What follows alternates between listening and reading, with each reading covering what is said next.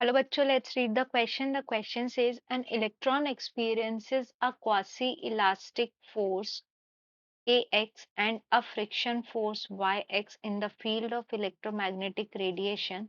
The E component of the field varies as E is equals to E naught cos omega t. Neglecting the action of the magnetic component of the field, find the motion equation of the electron.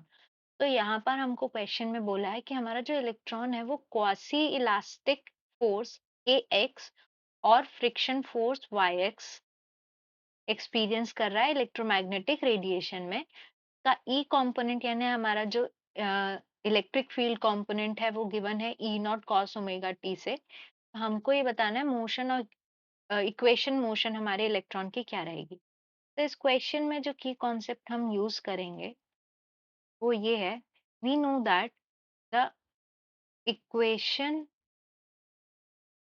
of electron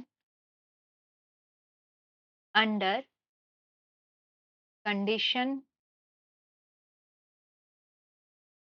elastic force kx and friction force y of x is given by, हमारा equation of motion क्या होता है, m x double dot का मतलब इसमें ये क्या है, this represents double differentiation plus gamma x bar plus k x is equals to e naught cos omega t. यहाँ पे ये जो डॉट है ये क्या रिप्रेजेंट करता है, D square by D T square, मतलब डबल डिफरेंशिएशन रिप्रेजेंट करता है ये, ठीक है, ऑफ एक्स। इस हिसाब से अब अगर हम इसको कॉम्प्लेक्स प्लेन में लिखते हैं, to solve the equation we first convert it into complex form. Complex form में इसको सॉल्व करना इजी होता है। कॉम्प्लेक्स में हमारा क्या आएगा, m z double differentiation gamma z dot plus k z is equals to, हमारा क्या हो जाएगा यहाँ पर, e not e to the power minus i omega T.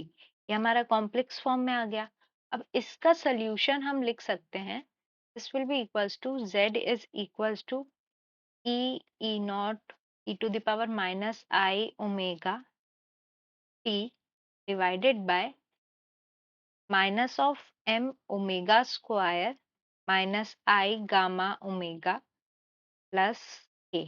ठीक है, ये इसका सोल्यूशन होगा क्योंकि हमारे पास यहाँ पर क्या था, क्वाड्रेटिक इक्वेशन था। तो इसको अगर हम पर्टिकुलर इंटीग्रल फॉर्मूले से अगर सॉल्व करेंगे तो ये आएगा हमारा।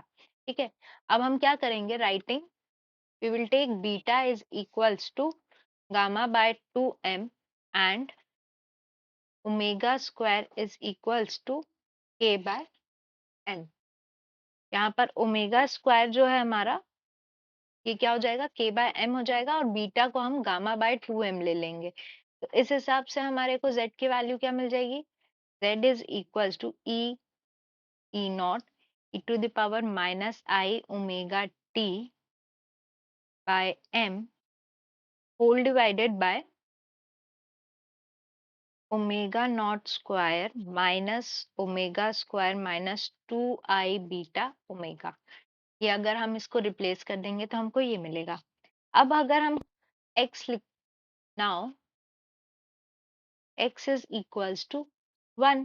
ठीक है, तो रियल पार्ट हमको क्या मिल जाएगा, real part of z is given by, this will be equals to e not by m multiplied by cos omega t plus phi under root of, इसका हम ये रियल पार्ट लेंगे तो हमारी जो ये क्या हो जाएगा, omega not square minus omega square का होल स्क्वायर प्लस इसका स्क्वायर, तो ये क्या हो जाएगा हमारा 4 बीटा स्क्वायर ओमेगा स्क्वायर। ये आ गया हमारे पास रियल पार्ट, और इसको हम लिख सकते हैं, this will be equals to a cos omega t plus phi, where हमारा फाई क्या आ गया,